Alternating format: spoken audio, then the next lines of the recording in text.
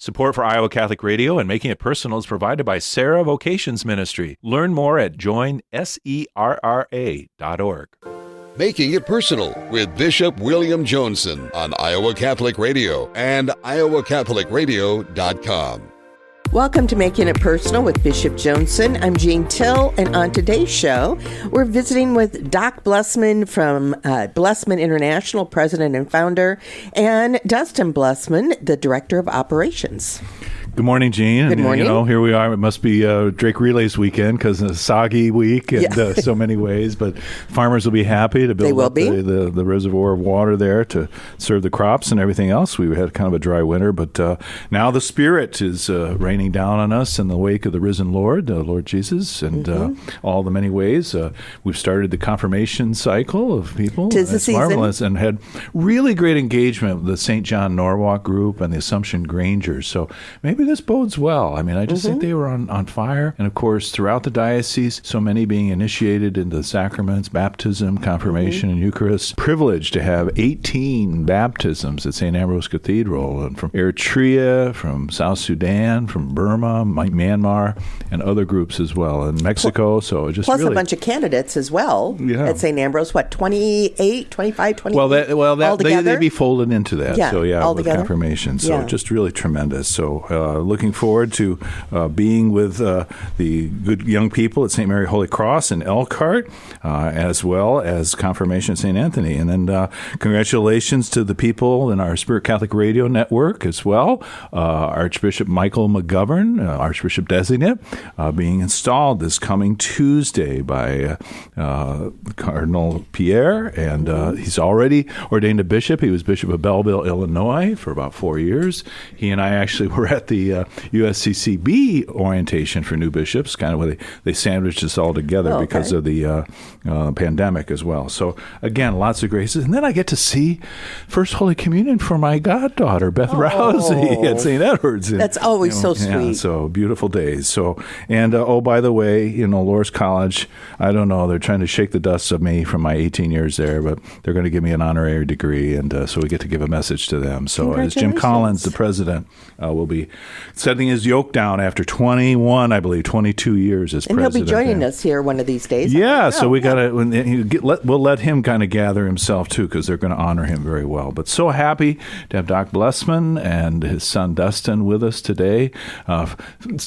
Dustin, fresh back from South Africa here in the wake of the gala that was celebrated this past Monday night, an annual affair in many ways. And Doc, really felt like you were the consummate host as I joined the mission group, mainly from St. Francis of Assisi Parish, but folks from Jefferson and other places as well. So it was a bit of an ecumenical group, but a great thing. And so you and your wife Beth were just wonderful hosts, and to get to know you on that personal level. So beautiful things. Just kind of, Doc, you're a man of many interests, many passions and things, Medicine, obviously, the main expression of your vocation, besides your marital and paternal vocations in that way.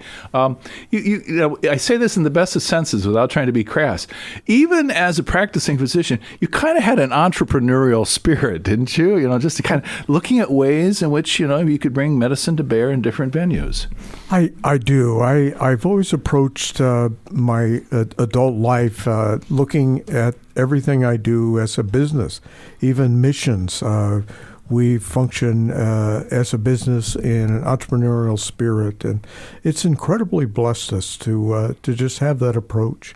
And I had that approach in medicine, and it was very enjoyable to get involved in many different things. Occupational medicine, other areas? Yeah, and I was a manager of the pain center at Mercy Hospital for 25 years, and I ran their eating disorder program for 5 years, and so Sister Patricia Clare, she always liked to give me assignments. And she would say, we need to open an eating disorder clinic. And I know nothing about eating disorders, but I learned. So you're kind of ahead of the curve in that regard in trying to address that human challenge. It was, yeah. And those were very enjoyable times to be practicing medicine in Iowa. Mm-hmm, mm-hmm.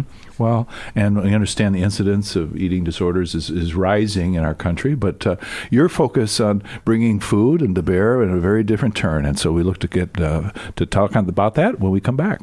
We're taking a quick break, and when we return, we'll be visiting with Doc Blessman and Dustin Blessman from Blessman International. You're listening to Making It Personal with Bishop Joensen on the Iowa Catholic Radio Network and the Spirit Catholic Radio Network. Welcome back to Making It Personal with Bishop Joensen. And on today's show, we're visiting with Doc Blessman, president and founder of Blessman International, and his son, Dustin Blessman, who's the director of operations. So, Dustin, you were respectfully waiting in the wings there as I engaged your dad, but so glad to have you and to meet your lovely wife, Alex. We were on the mission trip in South Africa in January, about 10 days with the team there, and it was very moving. I just was fascinated with your part of your background, some of your interests as well. As a young man, a swimmer at Ankeny High School, right? So you were kind of an athlete. Yes, that's correct. Grew up in the Ankeny area and, ended up working at AccuMold, building plastic injection molding. Had an interest in aviation and studied that out of Exec 1 helicopters. Mm-hmm. And then one day, God really got a hold of my heart and saw the need to follow my father's footsteps and head over to South Africa and begin mission work. Yeah, and so pun partly intended that now your dad, Doc Blessman, is kind of entrusted to you in many ways to pilot the whole enterprise there in South Africa. Yeah, it's certainly some big shoes to fill, but we know that, God's definitely in the center of everything that we do, and I wouldn't be anywhere else. Wonderful. And the collaboration between father and son and so many more, that the team that we met who really were on fire for the work and the mission in that way. Doc, you were flourishing as a physician, for children, family, prospering in many ways. But faith maybe wasn't part of the equation for you for a good share of your earlier life. I was an absolute pagan. I didn't realize it, but I was. Well, okay. I found the Lord through the Promise Keeper movement that went through America several years ago. And men would go to big football stadiums and listen to wonderful praise and worship music and great speakers. And my father-in-law invited me to go to that. He saw a need that I needed to get closer to the Lord, and it was effective. I really had an encounter with the Holy Spirit and Jesus, and it changed my life. It really shook me. I had goals early on in my life. I had goals, and by the time I went to the Promise Keeper movement, I was about 50 years of age, and I had really achieved almost all my goals. But at the end of the day, I realized I didn't have the right goals. And so it just all changed. And I put God first in my life and family second, and work or business endeavors third. And it really has been a remarkable change. It took me about 3 months to believe it was real. I even stopped. You yourself, you say. Oh, absolutely. I just...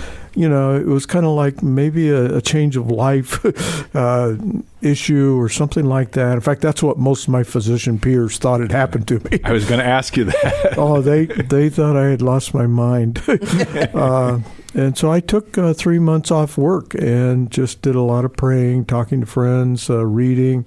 I spent a lot of time alone down at a lakeside cabin we had in Missouri. And was that maybe kind of unfolding of a contemplative spirit for you? Had that been there all along, or? Well, very intense lifestyle and business. Oh yeah, I was a workaholic, much to the, unhappiness of my family. I was poured into my profession and not into my family, and it just turned all around. And I just needed some time with the Lord to be sure it was real. And so I contemplated for about 3 months and ended up making a deal with God. I said, I'll give you 2 years. I know how to practice medicine. And if this mission thing doesn't work out, I'm going back and practicing medicine. And that was 30 years ago. It's worked out very well. For so many lives that you've touched. I mean, the thousands upon hundreds of thousands. But, the sense of, you'd been on mission trips before at that point at age 50? Or yeah, I soon kind of touched all parts of the globe. I started doing mission trips after I became born again saved. Our pastor then recommended I connect with the Assembly of God Medical Mission Department and traveled the world, a lot of third world countries, and did suitcase medicine, which I really don't feel good about these days, but I enjoyed it back then. And we'd go around to countries and give out medication and basically first aid care and pray with patients. And that began to feel too superficial, to go somewhere for 2 weeks and hand out pills and pray and then get back on the plane. And just had a feeling we needed to put some roots down. And my wife and I ended up settling in the beautiful country of South Africa. Yeah. Why South Africa? Of all the scores of countries you visited. I just feel that's where the Lord wanted us, because I first thought we'd go to a Spanish-speaking country. I even tried to learn to speak Spanish and felt that that's probably where we would go, because my early trips were Mexico and South America and had many of them and enjoyed that. But when I finally made it to the continent of Africa, it was like, I believe this is where God wants us. My early trips in Africa were up in northern Africa, in Togo and Ghana and Cameroon and Nigeria. And I'm so happy God didn't call me up there.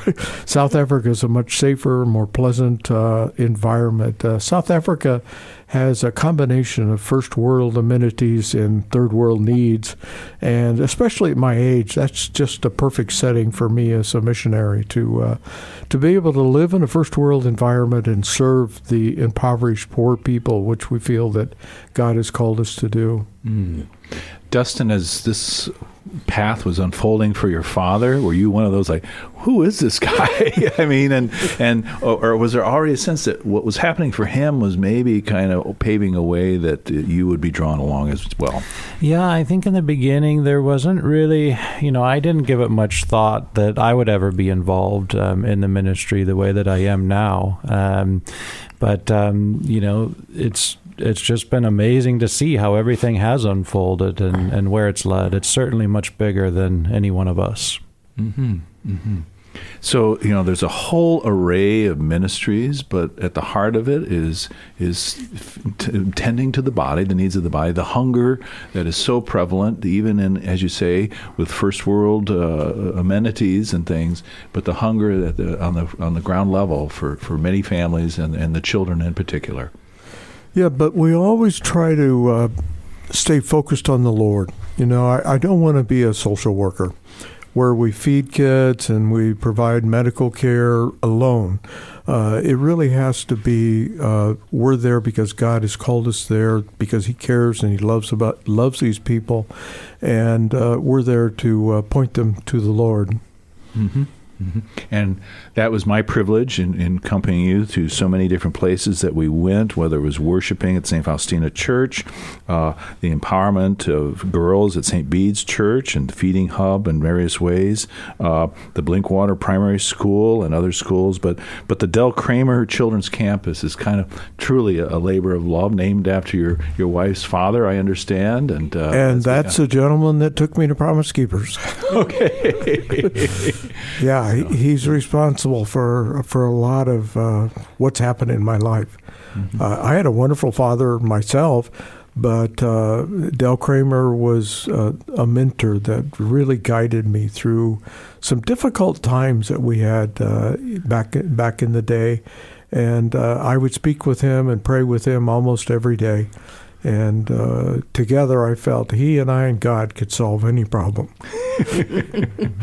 But what you brought and facilitated for us were these moments of human encounter, and a God who took on our flesh, very much present in each other in our own poverty of spirit. And, I certainly felt that, maybe stripping away some of my layers of office and, the education and everything that God has been generous in affording me. But just to be there and to just simply allow that to unfold in a way and, to be vulnerable as others are vulnerable. Yeah, they may have received shoes or food or other things or eyeglasses. That was a unique feature of your ministry that certainly put me out of my comfort zone, fitting people for eyeglasses. You were a good coach and teacher in that regard, but Cindy was my particular partner. She weathered my doing that. But all of these things, the need ultimately to have a connection, and in that the Lord's presence is manifested in all of that. And so, I'm grateful to you for that. And it seems to be that's part of the wisdom of all that you're about. Yes, and we've been there in Africa 20 years, and probably in those 20 years, the best projects we've ever done have happened in the last 2 or 3 years. We constructed the beautiful church at St. Faustina, and that was the best project I had done up until that point, and just absolutely loved it. Father Ray McHenry's image adorning that church, absolutely to St. Faustina. And then a year later, we built another church for Pastor Johanni. And building those churches just feels like that's something that's going to be there for generations, and it's going to serve those people, and especially the children, for many, many years to come. Wonderful. Yes, Jean.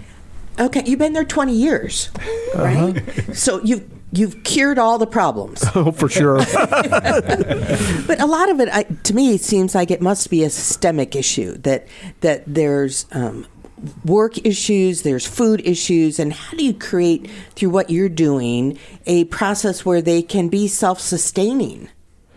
That is something we've worked at from day one. Yeah, it's not like day 5, it's not done. Oh, I really, early on, I thought if we would just stay here for a while, we can get this going so it'll be sustainable and we can leave and it'll go on.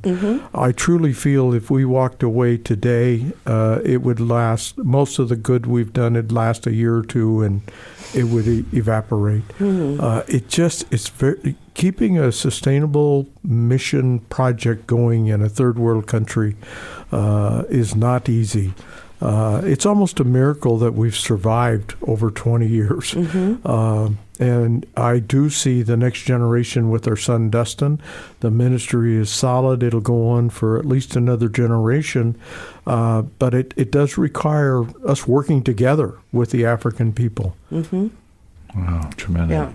Yeah, let's maybe take a turn to Dustin, that, we think about the needs, and is there anything more fundamental than clean water and all that? Jesus says to the woman of Samaria, give me something to drink, but all of us are thirsting for signs of love, but also in a very tangible way, and that's at the heart of many of your endeavors. Yes, absolutely. The need is great. There's a lot of things in the United States that we often take for granted, and water is one of those.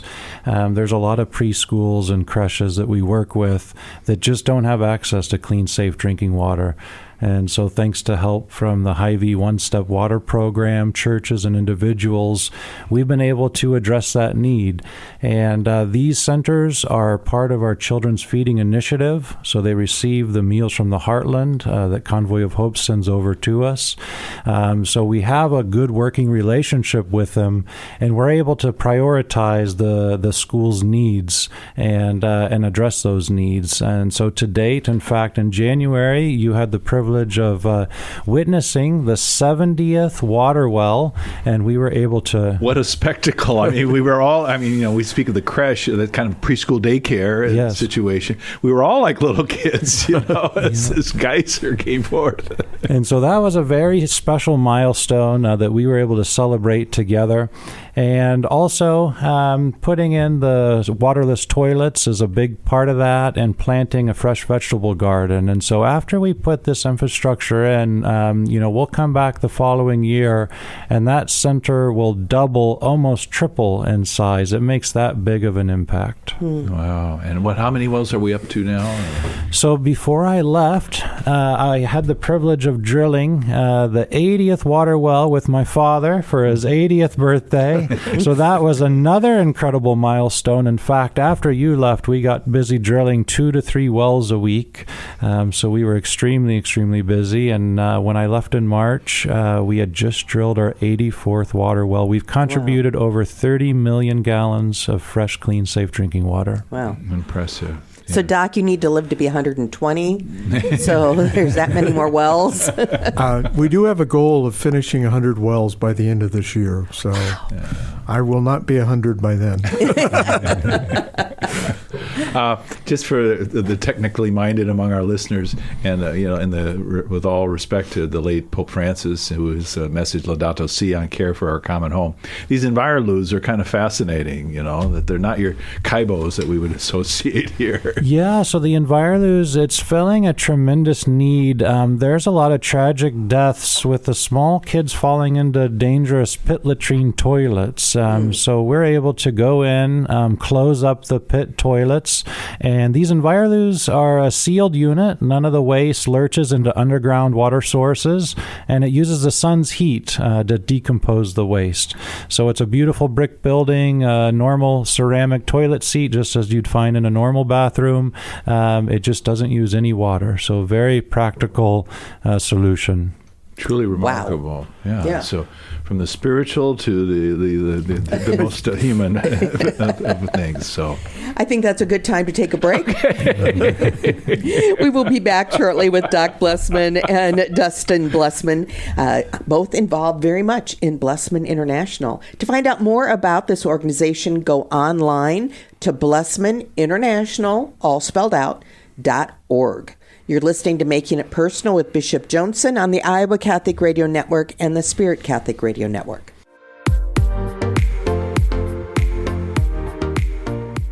Welcome back to Making It Personal with Bishop Joensen. So amidst all these real encounters with the young people, others who mentor them, and there were many spiritual moments for us, and sometimes I felt like it was kind of a mini retreat, both with the expanse of the stunning nature and the mountains and everything else, but with others as well. And so both Mass at St. Faustina and St. Omar Church, the Mountain View Youth, that was really something, this Friday night gathering, a state-run school, but all that energy of young men and women kind of building up through the course of the week, and Pastor Johanni and all that was there. Wow. I mean, it's kind of a spiritual rave in the best of senses, and being enlisted with Father Ray McHenry and not feeling up to full strength, so being asked to give a message, and I thought I was going to give a 2 or 3 minute message, and the Pastor Johanni said, "You've got 25 minutes, so that's not our tradition, Catholics would kill me if I went on for 20 minutes. But well, we managed to give him 15 minutes as well. But then, early in the week, collaborating, and Dustin, part of your engineering of the Stations at the Cross at the Mater Dei Retreat Center. Doc, what was the genesis of that project? Well, we've taken our Catholic friends up to Mater Dei Catholic Retreat Center for in fact, all the 10 years that Father Ray's been traveling. And some of the people that would come would notice the Stations of the Cross were just in disarray. They really didn't honor our Lord. And so a couple of the people got together and felt we need to modernize these and make them beautiful. And it's just been amazing, the improvement. In fact, Father Sonny's become a very good friend of mine, and he is just so excited about the quality of the Stations of the Cross that our team brought. And he just had the first group from his home country, India, come and walk the Stations of the Cross on Good Friday. And we got videos of that, and we'd love to share those at some point. But they are absolutely beautiful. It's almost a life-size cross of big solid wood, and then a beautiful bronze plaque on it. And one of the humorous things that we noticed there while our team was working so hard to put up the crosses, Father Sonny looked at Bishop and he said, "Bishops in Africa don't work like this," because we had our bishop from Africa there too, and he's more of just a supervisor and not a worker bee.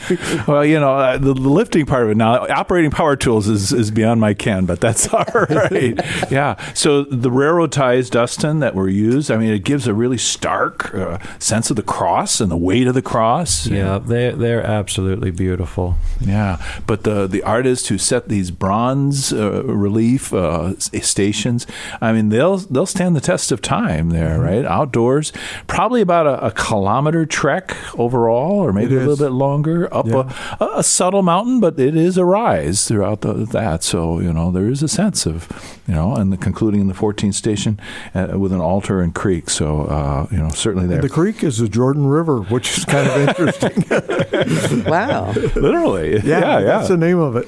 Yeah. So, but, and so, that retreat center, the hope of Father Sonny as he concludes what is about 17 years or so, I believe, ministering there, a divine word priest from India. The Iowans feel a certain bond with the divine word.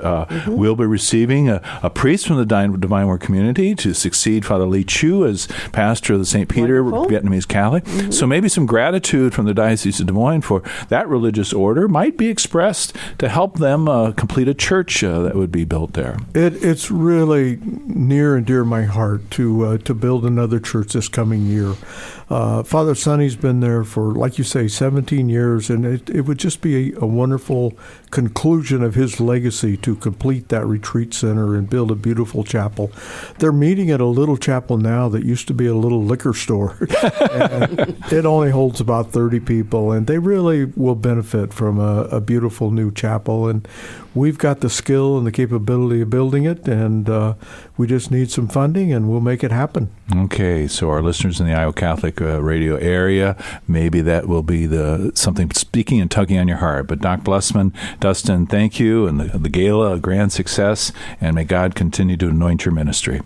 Thank you. This has been another edition of Making It Personal with Bishop Joensen. Thanks to our guests and to all of our listeners throughout Iowa, Nebraska, Wisconsin, or wherever you may be listening to the Iowa Catholic Radio Network and the Spirit Catholic Radio Network. You can hear Making It Personal with Bishop William Joensen every week on Iowa Catholic Radio and iowacatholicradio.com. Support for Iowa Catholic Radio and Making It Personal is provided by Sarah Vocations Ministry. Learn more at joinserra.org.